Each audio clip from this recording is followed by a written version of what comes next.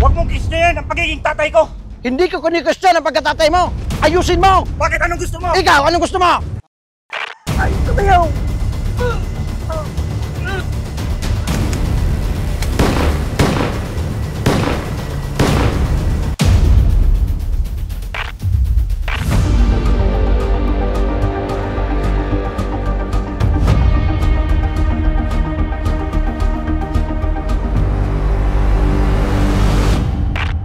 Pasado alas 6 ng umaga nito lamang ika-25 ng Pebrero, habang mahimbing na natutulog ang 47 taong gulang na si Ronnie Villamer sa kanilang bahay sa barangay La Purisima, siyudad ng Iriga, ay pwersahan itong pinasok ng isang lalaki at walang habas na pinagbabaril. Matapos ang pamamaril, ay mabilis naman na tumakas ang suspect sa di malamang direksyon. Ano ang malalim na dahilan ng suspect kung kaya't ganun na lamang kabrutal na paraan niya ginawa ang krimen? Samahan niyo ko sa pagkalap ng ebidensya upang mabigyang linaw ang krimeng ito. Magandang hapon. Ako, si Nomer Corporal, at ito ang Lambat. Sino ang nasa likod nito at ano ang naging motibo sa krimen? Ako, si Nomer Corporal, at ito ang Lambat.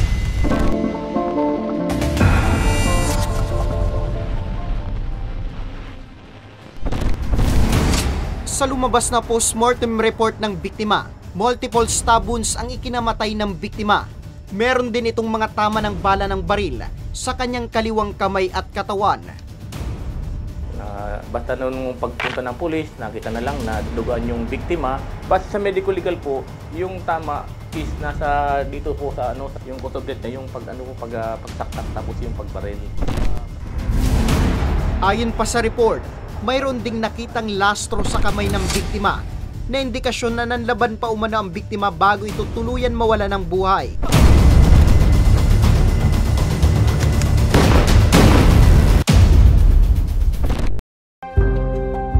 Mabait, maasahan at tapat sa kanyang tungkulin bilang chief tanod ng lugar. Ganyan kung ilarawan ni Barangay Captain Salvador Serrano si Ronnie. Kaya naman kahit siya ay nabigla rin sa malagim na sinapit nito. Ito, mga previous na naging barangay captain, naging tanod siya noon. Tapos itong ako na, ginawa ko siyang chief tanod kasi kumbaga mayroon sa mga experience about sa mga tanod, kung ano yung dito sa barangay. Kaya siya ang ginawa kong chief tanod. Habang lumalalim ang isinasagawang investigasyon ng otoridad, isang kapatid ni Ronnie ang nagbigay ng kanyang sentimiento patungkol sa nangyaring krimen. Si alias Janjan na kaya ang makapagbibigay linaw sa kasong ito. Ayon sa salaysay ni Janjan, ilang minuto bago mangyari ang krimen, ay lumabas ito ng kanilang bahay. Nakita niya pa raw ang kanyang bayaw na dumaan papunta sa direksyon sa bahay ng kanyang kapatid na si Ronnie, habang may tinatago na kung anong bagay sa tagiliran nito. Hanggang sa nakarinig na lamang daw siya ng ilang alingaw-ngaw na putok ng baril mula sa bahay ng kanyang kapatid. Baril na. Baril. Alam kong yung target talaga si Hermano pag naog ka to, suspect. Pero kung mga oras na ito, pinsar ka man na babadilon si Hermano. Iyo, pero yun na itong anda sa ispo, taigo, nakarog na nga, kaya na palawig, di garo ang perang po, nakadawa kong sarang putok. Nagkakapi ako. Sabi ko, padil niya ako to. Tapos mapirang perang segundo man lang, tapos pak. Ayon pa kay Janjan, narinig niya pang sumigaw ang kanyang kapatid para humingi ng saklolo. Ngunit dahil sa takot, ay mas minabutin niya na lang daw na magtago sa kanilang bahay. Lalo pat sa takot na madamay din ang kanyang anak at asawa. Si Agong Kuman, sabi April, kapod ka na niya akong pulis, kasi Jericho naglaog.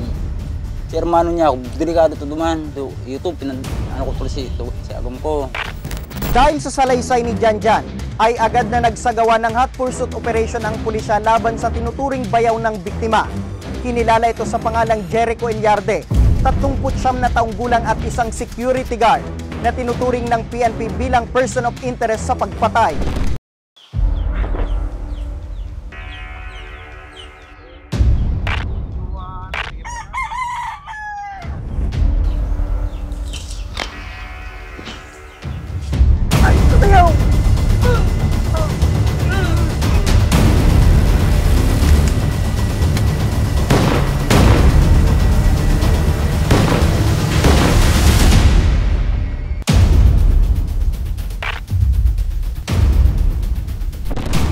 Dahil sa isang concerned citizen, ay agad na nalambat ng otoridad si Jericho sa barangay San Francisco.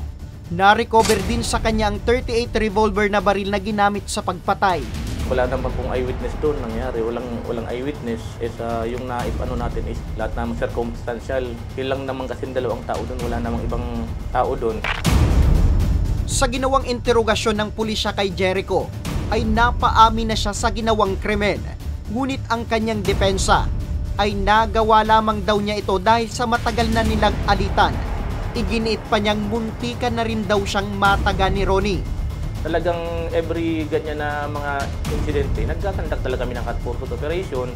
And then, natuntun namin siya dito na sa barangay San Francisco. And then, yung aligasyon niya is magbubulol para surrender daw siya. And siyempre, same time, inaresto rin namin.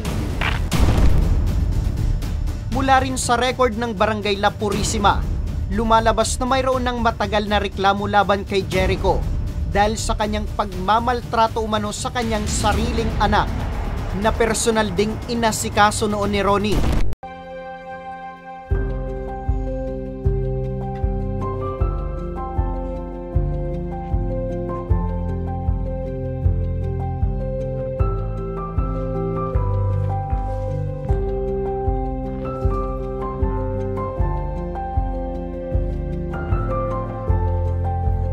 Nak, pama tubig dyan.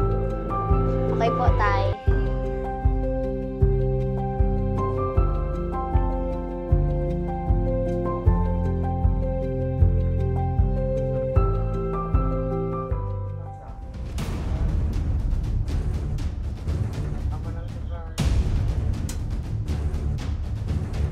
Nak, halika nga dito. Dalaga ka na talaga, Nak.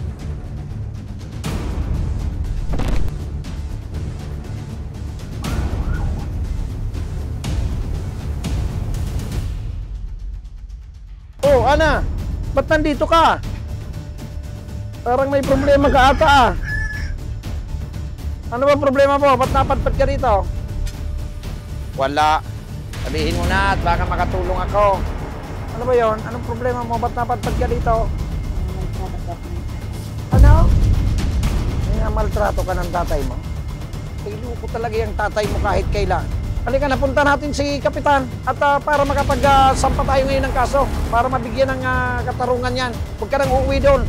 Halika na dito. Punta natin. Kap! Kap! May problema po kami.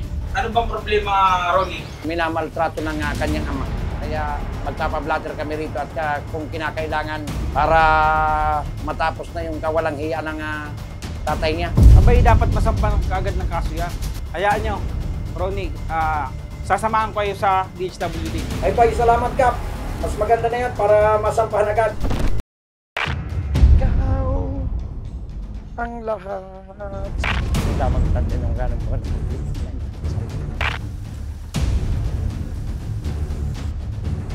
Hoy, bayaw! Bakit pinapakialaman mo ang buhay ko? Hindi ako nakikialam ng buhay mo. Pamangkin ko yon. May karapatan ako doon. Huwag mong kisnayan ang pagiging tatay ko! Hindi ko kunikwestiyon ang pagkatatay mo. Ayusin mo! Bakit anong gusto mo? Ikaw, anong gusto mo? Ayusin mo! May baril ka lang! Pasalamat ka! May baril ka lang! Pasalamat ka!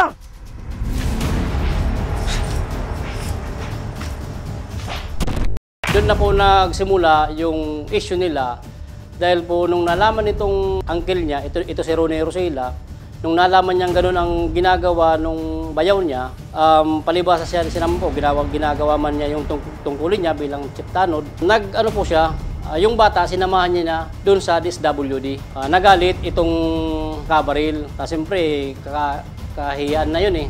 Kumbaga, ito lang talaga namin nalaman na ganun pala ang ginagawa. Man kung ano kaya, nang aram ko kung ano talaga, pigpunan ka, itong pagtabangan ka naman sa pamangkin ng pigaras kan suspect. Tapos, yun na itong pamangkin ko, nag-ano man sa ko, nag-ano man kay papa niya, naarog kan tigibo sa iya kan ama niya. Sa kabila ng pagiging magkapamilya, ay nagdesisyon pa rin ang naiwang mga kapatid ni Ronnie na magsampa ng kaso laban sa kanilang bayaw na si Jericho at upang mapagbayaran nito ang karumal-dumal na ginawa sa kanilang kapatid. Dahil sa pangyayaring ito, nanawagan naman ang otoridad sa publiko. Panawagan namin kasi dyan yung piece of advice sa mga dito sa Iriga particularly. Kung kayo po ay may reklamo, kanino pa hindi lang sa kapamilya, kahit sa ating mga kabarangay, daan natin sa tamang proseso. Huwag nating ibugso padala ng damdamin na maghihiganti ka, tapos gagamitan mo ng maras na bagay. Kasi po, tayo po ang mapapasama niyan kung yan po ang ating kaisipan sa Iriga particularly.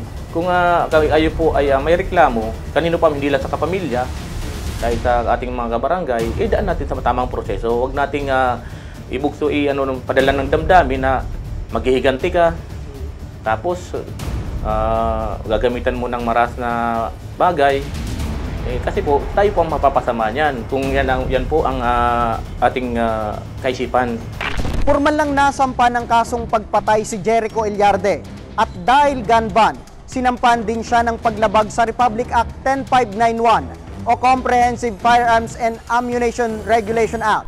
Maras man na inagaw ang buhay ni Ronnie, mananatili namang maninindigan ang pamilyang naiwan nito na ilaban ang kaso hanggang sa dulo. Hangad ng aming programa na patuloy na magsisilbing patunay ng lahat ng karumal-dumal na pangyayari at hindi nararapat ay mabibigyang din at hustisya. Sa ngalan ng aming programang Tabang Ora mismo, ako, si Nomer Corporal, at ito ang Lamban.